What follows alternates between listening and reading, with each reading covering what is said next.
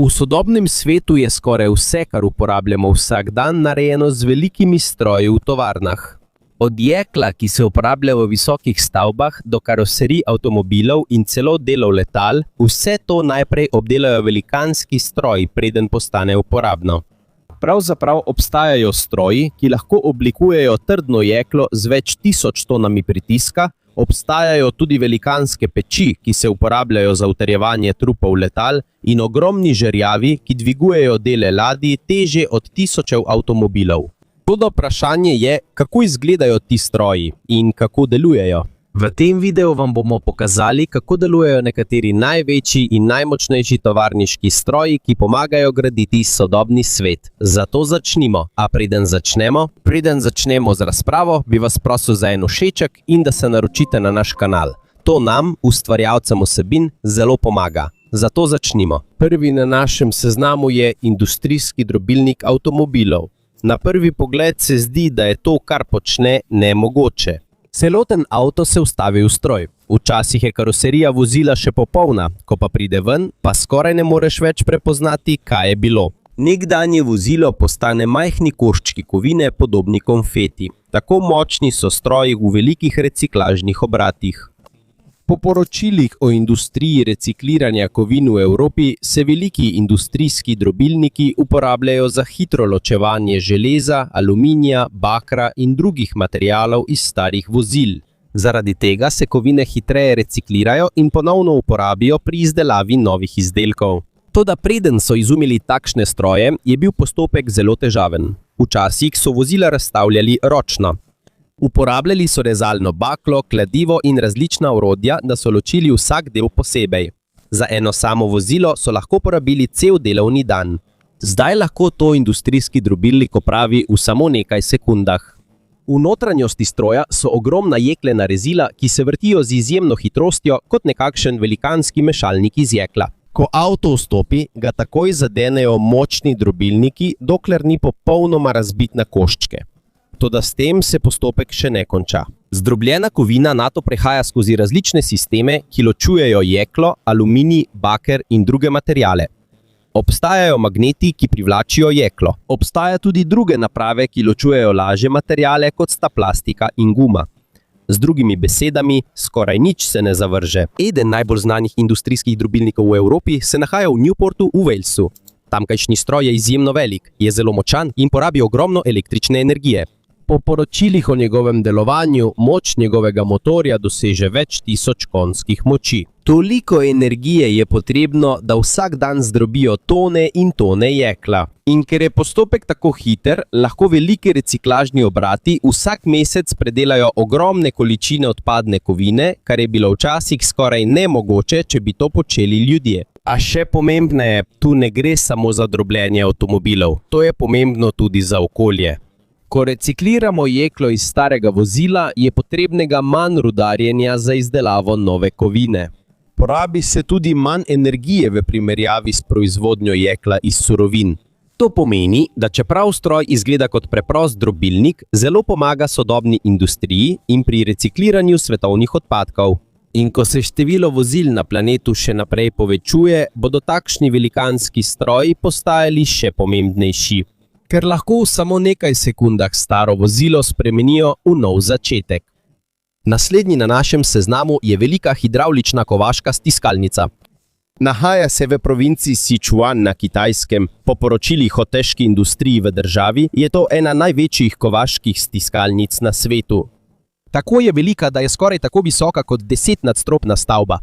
A še bolj kot njena velikost je strašljiva njena moč. Ta stroj lahko pritisne silo, ki doseže 10.000 ton na samo en del kovine. Da bi razumel, kako močna je ta sila, si predstavljaj, kot da ogromna teža drobi jeklo, dokler ne spremeni svoje oblike. In kar je še bolj presenetljivo, kovine pri tem ne znomi.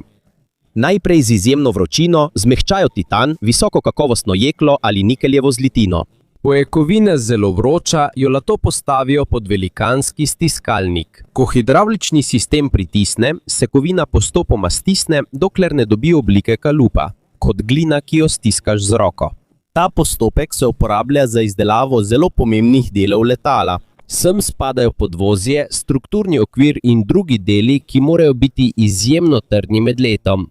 To je pomembno, ker je letalo večkrat izpostavljeno zelo velikim pritiskom. Ob vsakem pristanku letala podvozje prejme izjemno močan udarec. To se skozi mnoga leta uporabe nenehno ponavlja, zato jeklo ne sme biti šibko. Po inženirskih študijah o kovani kovini so kovani deli močnejši v primerjavi z navadno ulito kovino. Ker se med stiskanjem kovine njena notranja struktura bolj zgosti in izboljša.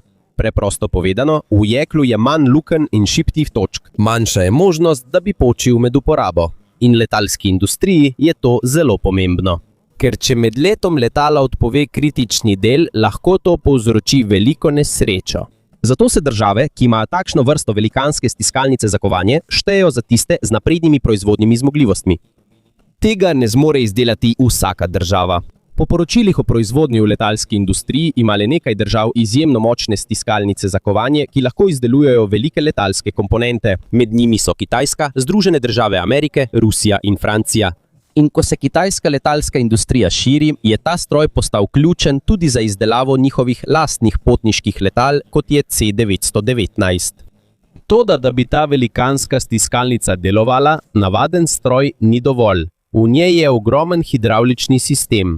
Številne oljne črpalke potiskajo hidravlično olje skozi dolge cevi, da ustvarijo izjemno velik pritisk. To je tisto, kar daje silo, ki lahko spremeni obliko trdnega titana. In ker je postopek izjemno močan, je mogoče nekatere dele izdelati že v enem samem udarcu. Medtem ko je bilo včasih treba te dele večkrat segrevati in tolči z manjšimi stroji, pa to danes ni več potrebno. Pravzaprav to ni le navaden tovarniški stroj. Za Kitajsko je to del večjega načrta, da postane bolj neodvisna pri izdelavi ključnih letalsko-vesoljskih komponent.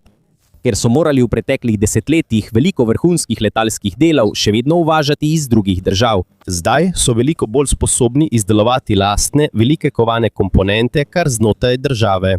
In za vsakim sodobnim letalom stojijo velikanski stroji, kot je ta, ki jih običajni ljudje skoraj nikoli ne vidijo.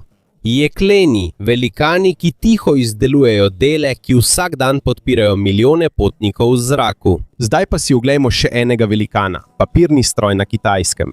Po poročilih o sodobni papirni industriji je ta stroj dolg več kot 400 metrov. Ta stroj je daljši od Titanika in tudi daljši od večine današnjih križark. Preprosto povedano, kot da gledaš celo tovarno, ki deluje kot ena sama naprava. In njena naloga je na prvi pogled preprosta. Iz lesa narediti papir. Toda postopek v notranjosti je izjemno hiter in izjemno natančen. Vse se začne z lesno kašo. To je mehka in mokra zmes celuloznih vlaken in vode, ki prihaja iz lesa. Videti je kot blato.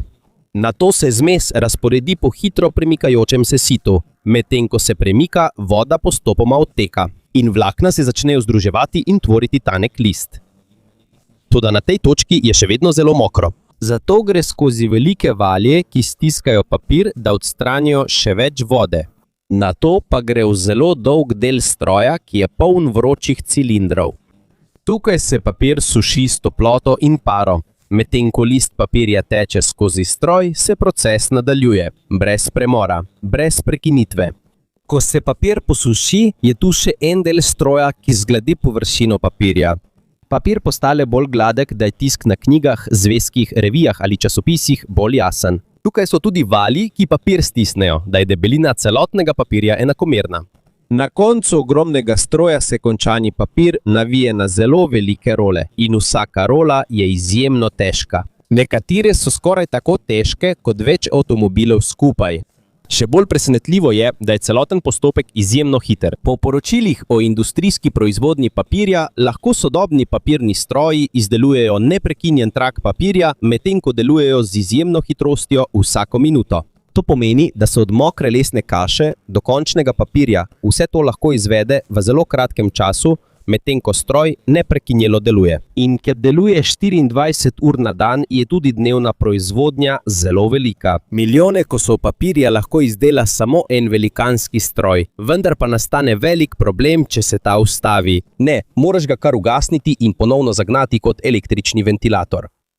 Ko se velikanski papirni stroj ustavi, ga je zelo težko ponovno zagnati, ker je treba tanek in moker papir ponovno vstaviti v zelo dolge valje in sušilce, ne da bi se strgala. In hitreje kot deluje stroj, težje je nadzorovati postopek. Zato, po besedah inženirjev v papirni industriji, obstajajo papirni stroji, ki delujejo več mesecev skoraj brez izklopa. Ker poleg tega, da je ustavitev draga, se pri ponovnem zagonu lahko izgubi veliko materiala, če pride do napake. In da bi zagotovili nemoteno delovanje, delavci in tehniki skoraj ves dan spremljajo temperaturo, pritisk, vlago in hitrost vsakega dela stroja. Ker če ima ena sama naprava majhno težavo v tem 400-metrskem sistemu, lahko to vpliva na celotno proizvodno linijo. Na koncu je presenetljivo pomisliti, da preprost list pisarniškega papirja, ki ga vsak dan uporabljamo, dejansko nastane v ogromnem stroju, ki je daljši od mnogih ladij na svetu. Ogromen industrijski sistem, ki ga običajni ljudje skoraj ne opazijo, a vsak dan proizvaja papir, ki ga uporablja na milijarde ljudi po vsem svetu. Zdaj pa se pogovorimo o valjarni za vroče valjanje jeklenih trakov. V notranjosti velikanske jeklarne so ogromni bloki jekla, ki so skoraj tako težki kot več avtomobilov skupaj. Temu pravimo jekleni blok. Debela je, težka in je skoraj da ne more premakniti navaden stroj. Toda preden jo vstavijo v valjarno, jo morajo najprej segreti na izjemno visoko temperaturo. Po poročilih o proizvodnji jekla se jeklo segreva do več kot 1000 stopinj Celzija. Pri tej vročini postane jeklo oranžno do rdeče barve. Videti je, kot da gori, in tudi če si še daleč stran, že takoj občutiš izjemno vročino. Po segrevanju velikanski jekleni blok počasi vstopi v valjarno. Tukaj se začne najtežji del.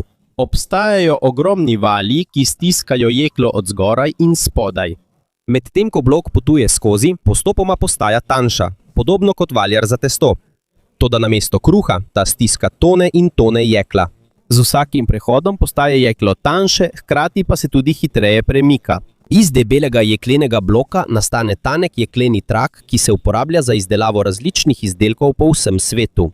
In medtem, ko jeklo teče skozi stroj, je postopek izjemno hiter. Na začetku stopa počasi, poda ko jeklo pride do konca valjarne, se premika izjemno hitro, še vedno rdeče zaradi vročine. Nato gre jeklo skozi hladilni odsek. Tukaj ga polivajo z vodo, da nadzorovano znižajo temperaturo. To je pomembno, ker če je hlajenje napačno, lahko jeklo oslabi ali se deformira. Zato je celoten postopek zelo nadzorovan. Temperaturo, pritisk, hitrost, vse spremljajo inženirji in operaterji. Ko se jeklo ohladi, se dolg jekleni trak zavije v velik jekleni kolut. En kolut lahko tehta več 10 ton. Če raztegnete jeklo, ki je znotraj koluta, lahko doseže dolžino več kot 1 miljo. Takšna je zmogljivost sodobnih jeklaren. Po poročilih o svetovni jeklarski industriji lahko velike valjarne vročih trakov proizvedejo milijone ton jekla na leto. In skoraj vse industrije to uporabljajo. Karoserije avtomobilov, pralni stroji, hladilniki, transportni zabojniki, jeklo v stavbah in mostovih. Vse to se je verjetno začelo v valjarni. Toda zaradi izjemne vročine in težkega dela stroja se nekateri njegovi deli hitro obrabijo. Valji, ki pritiskajo na jeklo, se redno menjajo. Zaradi velikega pritiska in vročine se sčasoma obrabljajo, ko jih vsak dan uporabljajo. In si predstavljaj to. Vsak dan skozi te stroje skoraj neprekinjeno prehajajo tone in tone jekla. Kot da je to velikanska tovarna kovin, ki nikoli ne spi. Zaradi velikosti operacije so nekatere valjarne vročih trakov dolge skoraj pol milje od začetka do konca. In čeprav je tukaj zelo hrupno, izjemno vroče in zelo nevarno, je to eden najpomembnejših procesov v sodobnem svetu. Kajti brez valjarnic skoraj nobena industrija ne bi mogla proizvesti milijonov ton jekla, ki ga potrebujemo za avtomobile, gospodinjske aparate, ladje in nebotičnike, ki jih uporabljamo danes. Zdaj pa se pogovorimo o rotacijski cementni peči.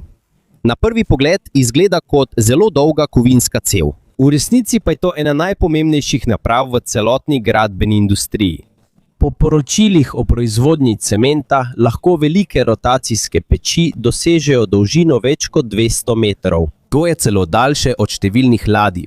In čeprav je izjemno veliko, se počasi vrti ves dan in vso noč, skoraj brez prestanka. Znotraj te ogromne cevi nastaja klinker. To je glavna surovina, ki se po drobljenju in mešanju z drugimi materiali spremeni v cement. In cement je eden najpomembnejših materialov v sodobnem svetu. Ker brez cementa skoraj da ni stavb, mostov, avtocest ali velikih zgradb, ki bi lahko trdno stale. Postopek se začne z mešanjem apnenca, gline, peska in drugih mineralov. Nato jih vnesejo v zgornji del rotacijske peči. Ker je velikanska cev rahlo nagnjena in se neprestano vrti, materiali postopoma drsijo navzdol proti najbolj vročemu delu stroja. Medtem ko potujejo v notranjosti, postajajo vse bolj vroči in ko se približujejo koncu, temperatura doseže več kot 1400 stopinj Celzija. Tako vroče je, da lahko spremeni kemično strukturo materialov v notranjosti. Tukaj nastane klinker, ki se uporablja za izdelavo cementa. Kot da bi imel velikansko pečico, v kateri ne pečeš kruha, ampak materiale za stavbe in ceste po vsem svetu. Toda zaradi izjemne vročine v peči je potrebna posebna zaščita iz trpežnih materialov. V notranjosti so debele ognjeodporne opeke, da vročina ne bi neposredno vplivala na jekleno telo velikanske cevi.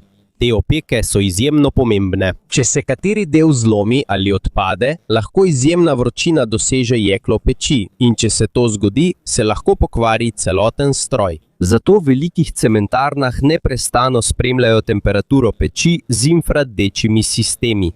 In z drugimi senzori, ker če pride do večje težave tukaj, je popravilo zelo drago, celotna proizvodna linija pa se lahko ustavi. In velikanske peči se ne ugašajo kar tako. Po besedah inženirjev v cementni industriji obstajajo rotacijske peči, ki delujejo več let, preden jih ustavijo zaradi večjega remonta in vzdrževanja. Ker je zelo zapleteno in drago, če se ustavi, ampak njena proizvodnja je vredna tega. Velika rotacijska peč lahko proizvede na tisoče ton klinkerja na dan. Dovolj za izdelavo cementa za velike gradbene projekte, mostove ali dolge avtoceste. In po poročilu Global Industry Reports, svet vsako leto proizvede milijarde ton cementa. To pomeni, da je skoraj vsako mesto, cesta in moderna infrastruktura na planetu povezana s to ogromno rotacijsko napravo. Tiho se vrti vsak dan. Ni bleščečih luči, ni dramatičnega videza. Ampak to je ena od, dobesedno, tistih naprav, ki pomagajo graditi moderno civilizacijo. Ker za vsako stavbo in vsak most, ki jo danes občudujemo, obstaja velika verjetnost, da se je njihov cement začel v zelo vroči in zelo dolgi rotacijski peči. Zdaj pa si poglejmo avtomobilsko stiskalnico. Na prvi pogled izgleda kot ogromna jeklena zgradba znotraj tovarne. Zelo je velika in izjemno težka. Po poročilih iz avtomobilske industrije je sodobna stiskalnica lahko visoka kot večnadstropna stavba in tehta več 1000 ton. Še bolj impresivno pa je, kaj ta stroj zmore. V manj kot eni sekundi lahko iz ravnega jekla oblikuje del avtomobila. Na primer pokrov motorja, vrata, streha ali stranska plošča vozila. Tako poteka postopek. Najprej se velika ravna jeklena pločevina ustavi v stroj. Nato pade velikanska stiskalnica z izjemno močjo. Na vrhu in na dnu je poseben kalup imenovan matrica. To je kot velikanski kalup. Ko se zgornja in spodnja matrica združita, se plošča oblikuje. Jeklo se stisne in prevzame obliko kalupa. Tako nastanejo ukrivljenost in oblika karoserijske plošče avtomobila. In postopek ni le en sam pritisk. V sodobnih tovarnah gre jeklo skozi različne postaje znotraj stiskalne linije. Na prvi postaji se ustvari osnovna oblika, na naslednji se dodajo podrobnosti. Luknje, robovi, deli za varjenje in ko se plošča premika iz ene postaje na drugo, jo običajno premikajo roboti. Celoten sistem skorajda neprekinjeno deluje in je izjemno hiter. Po poročilih o avtomobilski proizvodnji obstajajo stiskalne linije, ki lahko izdelajo nov karoserijski panel vsakih nekaj sekund. Nekatere tovarne delujejo tudi 24 ur na dan, da bi sledile velikemu povpraševanju po vozilih po vsem svetu. Da pa velikanski stiskalnik deluje pravilno, mora biti vsak njegov del izjemno natančen, kajti tudi najmanjša napaka v kalupu se takoj pokaže na jeklu. Če je na plošči majhna vdolbina, izboklina ali deformacija, jo lahko takoj zavrnejo pri kontroli kakovosti. Zato je izdelava matric, ki se uporabljajo v stiskalnicah, tudi zelo draga. Po poročilih avtomobilske industrije lahko en komplet kalupov samo za en karoserijski panel stane več milijonov dolarjev, ker mora biti vsaka podrobnost izjemno natančna. In ko izdelujejo nov model avtomobila, je potrebna ogromna investicija za izdelavo celotnega kompleta kalupov za celoten avto. Ampak to se splača za velike avtomobilske družbe. Ker s pomočjo stiskalnice lahko izdelajo na tisoče enakih karoserijskih plošč, ki so popolnoma enake oblike. To je razlog, zakaj so vozila, ki prihajajo iz tovarne, skoraj identična. In v resnici je skoraj vsak avto, ki ga danes vidimo na cesti, šel skozi ta proces. Preden avtomobil dobi svojo končno obliko, pride najprej trenutek, ko velikanski stroj zdrobi in oblikuje preprosto ravno pločevino, dokler ne dobi znane oblike sodobnega avtomobila. Zdaj pa tukaj je še stroj za neprekinjeno litje. Preprosto povedano, naloga tega stroja je, da staljeno kovino neprekinjeno in skoraj brez prestanka spreminja v trdno jeklo. In ta proces izgleda kot reka ognja znotraj tovarne. Vse se začne s staljenim jeklom oziroma tekočim jeklom. Po poročilih o proizvodnji jekla, tekoče jeklo doseže več kot 1600 stopinj Celzija. Tako je vroče, da je svetloba jekla skoraj bela. Zaradi izjemne vročine se zrak okoli njega zdi, kot da trepeta in je zamegljen. Po taljenju se tekoče jeklo vlije v velik vsebnik, kjer je pretok nadzorovan. Od tam naprej tekoče jeklo neposredno vstopi v poseben kalup, narejen iz vodno hlajenega bakra. Tukaj se tekoča kovina začne spreminjati. Ko se staljeno jeklo dotakne hladnega kalupa, se njegov zunanji del postopoma strjuje.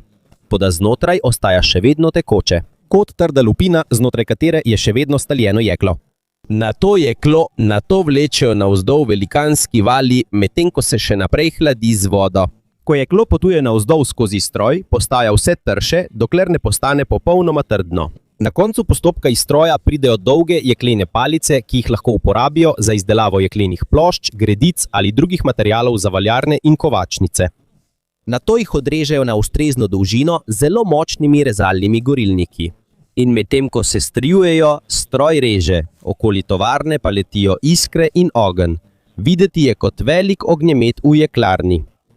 A najpomembnejši del tukaj je beseda neprekinjeno, saj včasih izdelava jekla ni potekala tako. Preden je v 70 in 80 letih postal priljubljen neprekinjeno litje, so staljeno jeklo ročno vlivali v ločene kalupe.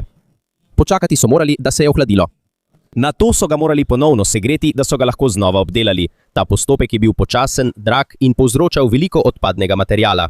Toda ko so prišli stroji za neprekinjeno litje, ki so spremenili celotno jeklarsko industrijo, se je namesto ponavljajočega postopka proizvodnja jekla iz tekoče kovine v trdno jeklo izvajala neprekinjeno, hitreje, z manjšo porabo energije in z manj odpadnega jekla. Zato po poročilih svetovne jeklarske industrije skoraj vse sodobne jeklarne danes uporabljajo tehnologijo neprekinjenega litja.